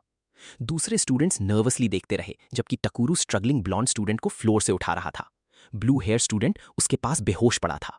ओगा ने चिल्लाया, कोई भी इनकी मदद करने की ना सोचे। स्यूटेड बॉडीगार्ड्स का ग्रुप पास खड़ा हंसी के साथ देख रहा था। उनमें से एक ने ओगा से कहा, ज्यादा आगे ना जाए क्योंकि ट्राश देख रहा है। दूसरे ने वार्न किया, अगर वो वीक स्टूडेंट्स को पीटने में लगे रहा तो टीचर को पता चल जाएगा। उनकी हंसी पूरे एरिया में गुंजी। ओगा ने बस स्कॉफ किया। उसने ब्लॉन्ड स्टूडेंट को अपने बाजू से एक फ्लिक में साइड में फेंक दिया, कोई कंसर्न दिखाए बिना। इंजर्ड ब्लॉन्ड स्टूडेंट आगे कोलैप्स हो गया, लेकिन जमीन पे गिरने से पहले इत्सुकी ने उसे पकड़ लिया। स्टूडेंट की नाक से खून तापक रहा था जबकि उसका बॉडी इत्सुकी के हाथों में लिम्प हो गया। उनके चारों तरफ दूसरे स्टूडेंट्स शॉक में फुसफुसाने लगे। एक ने पूछा, ये न्यूकमर कौन है, और सोचा वो क्यों नहीं सुना जब उन्होंने उसे इंटरफियर ना करने को कहा। दूसरी पैनिक्ड आवाज ने कहा, एक लेवल 0 इंसान जरूर मारेगा। किसी और ने चोआ को देखकर बुड़बुड़ाया कि उसके पास की ब्यूटी जानी पहचानी लगती है। थोड़ी दूर ओगा ने इत्सुकी को घूरा। उसने चिल्लाया, कोई भी राय की परमिशन के बिना पार नहीं हो सकता। उसने वार्न किया, अगर इत्सुकी उस बेहोश स्टूडेंट जैसा नहीं बनाना चाहता तो चुपचाप घर चला जाए। ये सुनकर इत्सुकी ने अपना सर थोड़ा नीचे किया। उसने शांत होकर कहा, वो समझ गया कि जब तक वो इस आदमी को हराएगा नहीं तब तक स्टेज में नहीं जा सकता। उसके पास चोआ ने अपना हाथ उठाते हुए कहा, वो नॉर्थ डिस्ट्रिक्ट 4 के एडमिनिस्ट्रेटर से कांटेक्ट करेगी क्योंकि इस तरह का बिहेवियर अलाउ नहीं किया जा सकता। लेकिन इत्सुकी ने उसे रोका। उसकी आंखें ब्राइट ब्लू चमकी जब उसने कहा, जरूरत नहीं। उसने दोहराया जो उसके टीचर ने यूज कहा था कि वो बिना झिझक जो सही लगे वही करें। फिर वो चोआ की तरफ मुड़कर सीधे बोला। उसने कहा, वो इंजर्ड स्टूडेंट्स का ख्याल उसी पे छोड़ रहा है। फिर वो ओगा की तरफ मुड़ा। जैसे इत्सुकी आगे बढ़ा, ओगा के दिमाग में एक सोच आई। उसे घूरते हुए उसने सोचा, ये आदमी कौन है। एक स्टेटस विंडो इत्सुकी के पास तैर रही थी, उसकी इंफॉर्मेशन दिखाते हुए। Tenma Itsuki, human, level 0 fixed, job order breaker, gift special grade, skill undisclosed, status undisclosed. ये देखकर भले ही इत्सुकी लेवल 0 था, वो बिना किसी डर के फर्मली खड़ा रहा। ओगा ने सोचा, क्या इत्सुकी के पास कोई रेयर जॉब है जो उसे इतना शांत रहने देता है। ओगा को अचानक कुछ अजीब महसूस हुआ। अपने हायर लेवल के बावजूद उसने प्रेशर महसूस किया। उसने खुद से कहा, रेयर जॉब हो या ना हो, वो 12 लेवल आगे है। स्टैट डिफरेंस कुछ ऐसा नहीं होना चाहिए जो इत्सुकी ब्रिज कर सके। ओगा के पास एक और विंडो प्रकट हुई, उसका स्टेटस दिखाते हुए, Oga Teru, human, level 12, job elementalist, gift grade 2। Metalization के बाद स्टेशनरी स्टेट में defence plus 50%, skill metalization, status attack 110, agility 100, defence 250, magic 145, total 605। जैसे ओगा ने देखा, उसका एक्सप्रेशन बदला। उसकी आंखें फेलें और उसकी प्यूपिल के रिफ्लेक्शन में उसने अचानक इत्सुकी को इनक्रेडिबल स्पीड से उसकी तरफ दौड़ते देखा। अगले ही पल इत्सुकी की फिस्ट ओवरवेलमिंग फोर्स के साथ ओगा के बॉडी से टकराई, एक शॉक फ्रेम के थ्रू फैला जबकि इंपैक्ट क्लीनली लगा। भीड़ शॉक में देखती रही जबकि 2 स्टूडेंट्स पसीने से भरे चेहरों के साथ आगे देखते रहे। एक ने कहा, स्पीड अनरियल थी, और सोचा, क्या इत्सुकी सच में लेवल 0 है। दूसरे ने माना, भले ही वो लेवल 8 है, उसे यकीन नहीं था वो उस तरह की मूवमेंट के साथ कीप अप कर सकता है। लेकिन जब धूल बैठी, पता चला कि इत्सुकी की फिस्ट ओगा के मेटल सर से टकराई थी। इंपैक्ट से स्टीम निकल रही थी।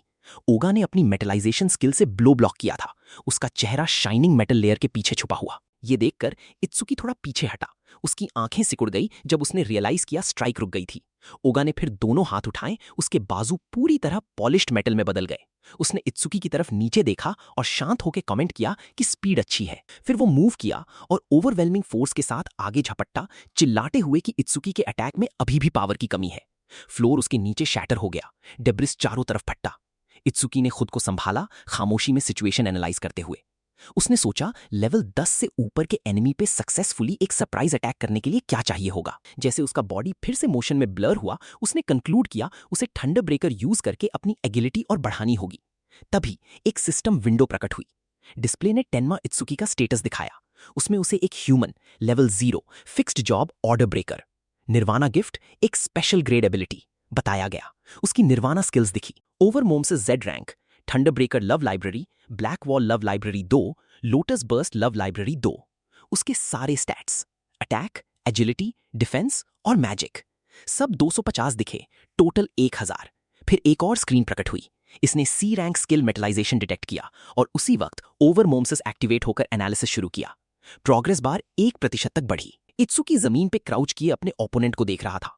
उसने सोचा क्या थ्रेट लेवल इतना हाई है कि ओवरमोम्सिस एक्टिवेट हो जाए। उसने डिसाइड किया उसे सीरियस होना होगा। एक नया स्क्रीन ने एनालिसिस 5% तक बढ़ते दिखाया। इत्सुकी ने अपने सामने ओगा के मेटल कवर्ड बॉडी को देखकर सोचा कि नॉर्मल अटैक्स मेटलाइज्ड एरियाज को तोड़ नहीं पाएंगे। उसने कंक्लूड किया उसे उन हिस्सों पे टारगेट करना होगा जो अभी भी फ्लैश हैं। उसका पैर जमीन पे स्लाइड होते हुए एक्सेलरेट हुआ, लेकिन ओगा ने उसे देखकर हंसी उड़ाई, उसे एक वीक इंसान बुलाते हुए जिसके पास न पावर है न स्पीड, जबकि उसने अपने शाइनिंग हार्डेंड बाजू काउंटर करने के लिए उठाए। इत्सुकी ने अपनी नजर टाइट की, सोचते हुए कि उसके ओपोनेंट ने गार्ड डाउन कर दिया है, बिलीव करते हुए कि जो स्पीड इत्सुकी ने पहले दिखाई थी वही उसका मैक्सिमम था। उसका एक्सप्रेशन शांत और फोकस्ड रहा। एक हल्की ब्लू लाइटनिंग की ग्लो उसके बॉडी पे ट्रेस होने लगी। लाइटनिंग उसके चारों तरफ लिपट गई जबकि वो एक्सेलरेट करने के लिए तैयार हुआ। उसने अपनी फिस्ट रेडी की और उस पल उसने थंडर ब्रेकर से अपनी स्पीड बढ़ाने का डिसाइड किया। उसके सामने ओगा ने शॉक में आंखें फैलाई जब उसने लाइटनिंग फूटे देखी। उसने विश्वास न करते हुए चिल्लाया, सोचते हुए इत्सुकी के पास लाइटनिंग एलिमेंट कैसे है। इससे पहले वो रिएक्ट करता, इत्सुकी वायलेंटली क्रैकलिंग लाइटनिंग के साथ आगे बढ़ा। इत्सुकी ने डिक्लेयर किया कि वो उसे मेटलाइज करने का टाइम नहीं देगा। इत्सुकी ने ओगा पे लगातार अटैक किया। डजन्स ब्लू स्क्रीन्स उनके चारों तरफ प्रकट हुई, परसेंटेजेस बढ़ते हुए दिखाते हुए 25%, 59%, 66%। अटैक की रैपिड प्रोग्रेस ट्रैक करते हुए साइड से देख रहे स्पेक्टेटर्स शॉक में देखते रहे। एक आदमी ने पूछा इत्सुकी दूसरे जॉब की स्किल्स कैसे यूज कर सकता है। दूसरे ने कहा स्पीड उसकी आंखों से फॉलो करने के लिए बहुत ज्यादा तेज है। किसी और ने बुड़बुड़ाया कि लेवल 0 लड़का सच में ओगा को हरा सकता है। ओगा खुद रिएक्ट करने में स्ट्रगल कर रहा था, पसीना उसके चेहरे से बह रहा था जब उसने रियलाइज किया उसे मेटलाइज करने का टाइम ही नहीं मिला। उसने दांत पीस लिए, सोचते हुए लेवल 0 इतनी स्पीड से कैसे मूव कर सकता है। उसके अंदर डेस्परेशन बढ़ने लगा जब उसने माना कि इस रेट पे वो हार जाएगा। इलेक्ट्रिसिटी उसके पूरे बॉडी के चारों तरफ लिपट गई, उसे ट्रैप करते हुए। वो चीख भी नहीं पाया। पैनिक ने उसे घेर लिया जब उसने अपने ख्यालों में दूसरों से कहा रुकने और मदद करने को। जैसे लाइटनिंग उसके चारों तरफ सर्ज हुई, ओगा ने दांत पीस लिए। उसका एक्सप्रेशन डेस्परेशन में टेढ़ा हो गया और उसने खुद से सोचा उसके पास कोई ऑप्शन नहीं बचा। उसे वो टेक्निक ट्राई करनी होगी। जोर से चिल्लाते हुए उसने अचानक अपना शर्ट फाड़ दिया और पावर का एक बर्स्ट रिलीज किया। फोर्स की लहरें उसके बॉडी से फूटी जबकि उसने अपनी अल्टीमेट स्किल एक्टिवेट की। इत्सुकी के सामने ओगा का पूरा बॉडी सर से पैर तक मेटालिक हो गया। इत्सुकी शॉक में देखता रहा, रियलाइज करते हुए कि उसके ओपोनेंट ने अपना पूरा बॉडी एक साथ मेटलाइज कर लिया है। एक सिस्टम विंडो उसके पास फ्लिकर हुई, दिखाते हुए C rank skill metalization, analysis progress 88%। Oga ने ग्लोइंग आइज के साथ इत्सुकी को नीचे देखा। उसने कहा उसे खुशी है कि वो कभी अपना पूरा बॉडी मेटलाइज नहीं कर पाया था, लेकिन इत्सुकी ने उसे इतना पुश किया कि आखिरकार वो अचीव हो गया। उसने समझाया कि मेटलाइज्ड एरियाज उसकी डिफेंस 50% बढ़ाती हैं और उसका पर्सनल गिफ्ट जब वो स्टेशनरी रहता है और 50% ऐड करता है, दोनों इफेक्ट्स कंबाइन होकर उसकी करंट डिफेंस 500 से ज्यादा थी। उसका चेहरा एक क्रूअल ग्रिन में टेढ़ा हो गया जबकि उसने इत्सुकी को देखा। उसने कहा ओरिजिनली उसने प्लान किया था इत्सुकी को 2 टुकड़ों में काट दें, लेकिन उसे स्किल कंप्लीट करने में मदद करने के लिए थैंक्स, वो इत्सुकी को कम से कम आसानी से मरने देगा। साइडलाइन से देख रहे दूसरे ट्रेनीज हैरान थे। एक ने एक्सक्लेम किया कि लेवल 12 पे 500 से ज्यादा डिफेंस तोड़ना नामुमकिन है। दूसरे ने माना उन्हें लगा था लेवल 0 न्यूकमर जीत जाएगा, लेकिन ओपोनेंट बहुत ज्यादा एक मॉन्स्टर था। अचानक एक ग्लोइंग ब्लू ऑरा इत्सुकी के चारों तरफ लिपट गई। उसने शांत आंखों से आगे देखा और कहा कि अगर उसका गेस सही है तो पूरे बॉडी का मेटल ट्रांसफॉर्मेशन एक बड़ी मात्रा में मैजिक मांगता है। उसके पास की स्क्रीन ने एनालिसिस 98% तक पहुंचते दिखाया। इत्सुकी ने आगे कहा कि अगर ओगा ने अपने ज्यादातर स्टैट पॉइंट्स डिफेंस पे खर्च किए हैं तो उसका मैजिक ज्यादा हाई नहीं होना चाहिए। परसेंटेज फिर बढ़ी, 99% तक पहुंच गई। उसके सामने ओगा ने गुर्राकर डिनाई किया, इत्सुकी की रीजनिंग को नॉनसेंस बताया। डिनाई करते हुए भी उसने सोचा क्या इत्सुकी सच में लेवल 0 है। उसकी तीखी इंट्यूशन से सरप्राइज होकर इत्सुकी ने अपनी रिलैक्स्ड स्माइल बना रखी। उसने कहा वो ओगा का मैजिक 0 तक ड्रेन करने जैसी बोरिंग टैक्टिक नहीं यूज करेगा। इसकी जगह उसने डिक्लेयर किया कि वो फाइट जल्दी खत्म करेगा। उस पल ब्लू स्क्रीन फ्लैश हुई। Analysis progress reached 100%। ऊपर एक ब्लू लोटस शेप्ड ऑरा खिलने लगी। चोआ देखते हुए फुसफुसाई की लोटस फिर से प्रकट हुआ है और रियलाइज किया कि इत्सुकी अब और भी स्ट्रांग होने वाला है। दूसरे उसके चारों तरफ बन रहे जाइंट लोटस को देखते रहे। एक आदमी ने पूछा क्या ये लोटस सच में एक लेवल 0 की स्किल है। दूसरे ने सोचा इत्सुकी ओगा को कैसे हराएगा क्योंकि ये ऑफेंसिव टेक्निक नहीं लगती। एक नोटिफिकेशन विंडो प्रकट हुई। मेटलाइजेशन स्किल का एनालिसिस कंप्लीट हो चुका था और एक नया स्किल क्लियर ऑर्ब एक्वायर हुआ था। एक दूसरी विंडो ने स्किल डिस्क्राइब की, क्लियर ऑर्ब लेवल 1। एक्टिव इफेक्ट, एक फिक्स्ड पाथ के साथ एक परफेक्ट स्फीयर शूट करता है। स्फीयर 1 मीटर पर सेकंड की स्पीड से ट्रैवल करता है और रास्ते में हर एनिमी को सारी डिफेंस इग्नोर करते हुए सीयर देता है। पैसिव इफेक्ट, जब भी यूजर से ज्यादा डिफेंस वाले एनिमी को क्लियर ऑर्ब से हराया जाता है। ये देखकर कि इस नए स्किल में डिफेंस इग्नोर है, इत्सुकी ने सोचा अगर वो इससे हिट करता है तो डेफिनेटली डैमेज कर पाएगा। लेकिन प्रॉब्लम थी फ्लाइट स्पीड। 1 मीटर पर सेकंड पे आम लोग भी डॉज कर सकते थे, इसलिए टाइमिंग क्रूशल थी। लेकिन फिर इत्सुकी ने सोचा उस सांडबैग ओगा के खिलाफ जो हिलेगा भी नहीं, उसे टाइमिंग के बारे में सोचने की जरूरत ही नहीं। इत्सुकी की आंखें ब्लू चमकी जबकि उसने ओगा को देखा और डिक्लेयर किया कि ओगा का प्राइज्ड एब्सोल्यूट डिफेंस पूरी तरह टुकड़ों में टूटा जाएगा। तभी एक सिस्टम विंडो प्रकट हुई दिखाते हुए क्लियर ऑर्ब लेवल 1 एक्वायर्ड। सारे स्टैट्स +10, सारे डीबफ्स रिमूव और पूरी तरह हील।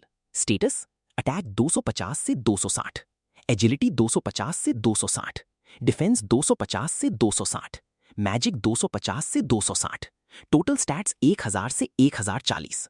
ब्लू लोटस पेटल्स खुलते गए जबकि इत्सुकी बीच में खड़ा था, अपनी फिंगर ओगा की तरफ पॉइंट करते हुए। उसकी फिंगर के सीधे ऊपर एक छोटा लोटस फ्लावर प्रकट हुआ। जब लोटस घूमकर खिला, इत्सुकी ने ओगा से कहा अब इससे डॉज करके दिखाओ। एक सिस्टम विंडो ने दिखाया कि क्लियर ऑर्ब एक्टिवेट हो गया है।